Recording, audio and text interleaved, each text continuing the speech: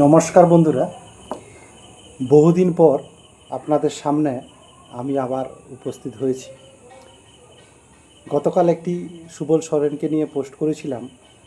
সেখানে সঞ্জিত কুমার ঘানা মহাশয় জানতে চেয়েছেন যে জেনারেল সাবজেক্ট পড়ে ভবিষ্যতে কি কি চাকরি করতে পারবেন বা ভবিষ্যৎ জীবনটা কি হতে পারে।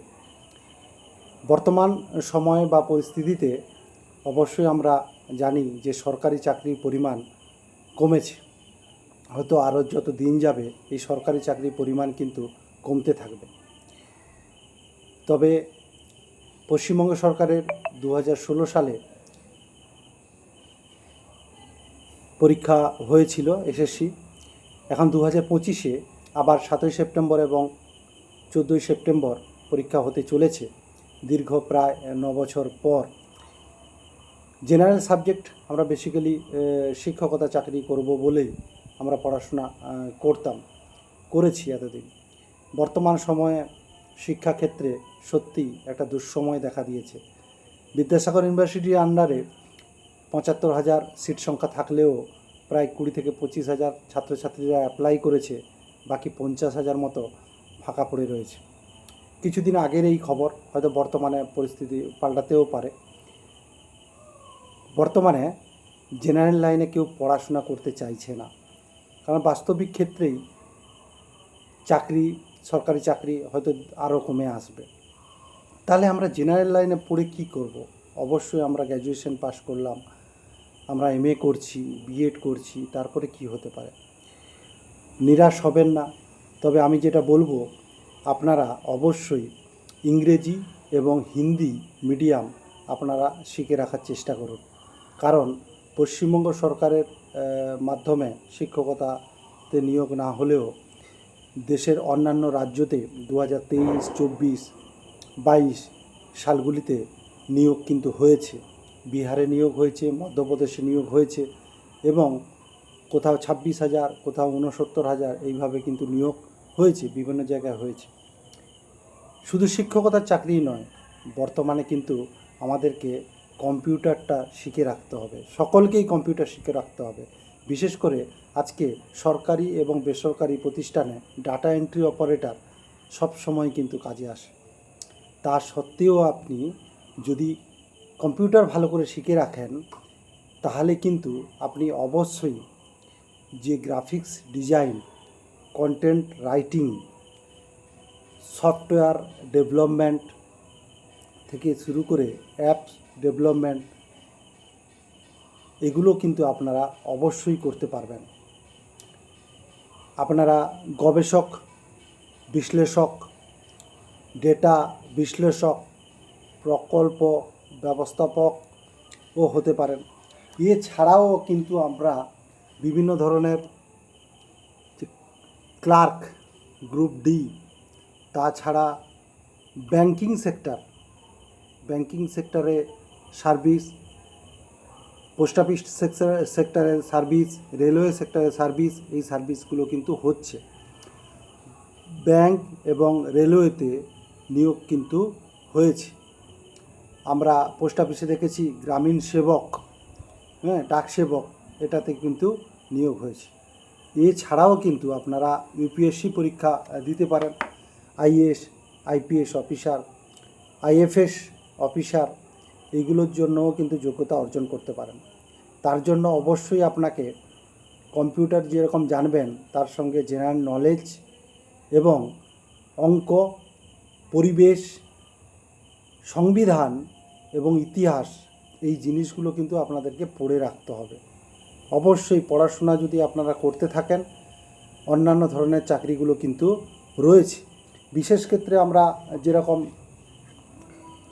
ডেটা এন্ট্রি অপারেটর, এখন সবথেকে বেশি এর চাহিদাটা রয়েছে। এছাড়া আমরা যদি, আপনি গ্র্যাজুয়েশন পাস করেছেন, তারপরে কিন্তু আপনি ল নিয়ে পড়াশোনা করতে পারেন। ল নিয়ে পড়াশোনা করে আপনি আইনি সাংবাদিকতা, কর্পোরেট আইন, রাজনীতিক উপদেষ্টা, আইনি উপদেষ্টা, কর্পোরেট আইনি পরামর্শদাতা, এইগুলো কিন্তু হতে পারেন।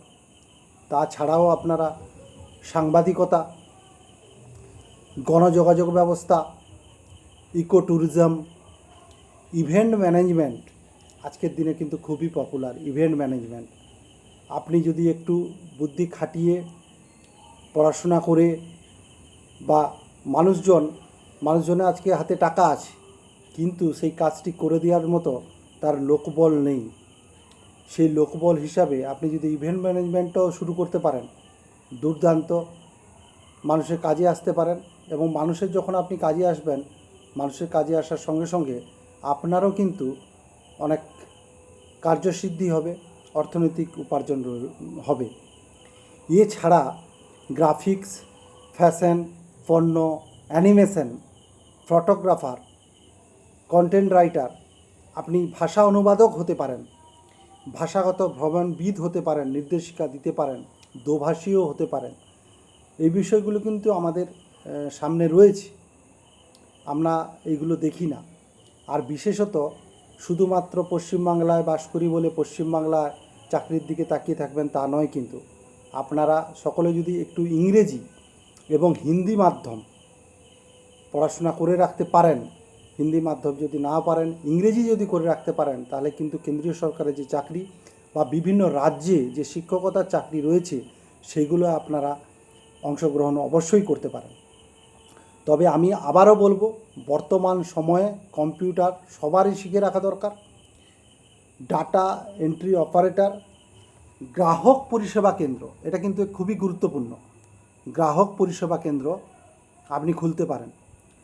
আজকে রাজ্যের বহু গ্রামীণ প্রান্তর রয়েছে, সেখানে বহু দূর দূর থেকে পরিষেবা পাওয়ার জন্য 5 কিলোমিটার, 10 কিলোমিটার, 15 কিলোমিটার, 20 কিলোমিটার দূর থেকে ব্যাংকে তারা কিন্তু আসে।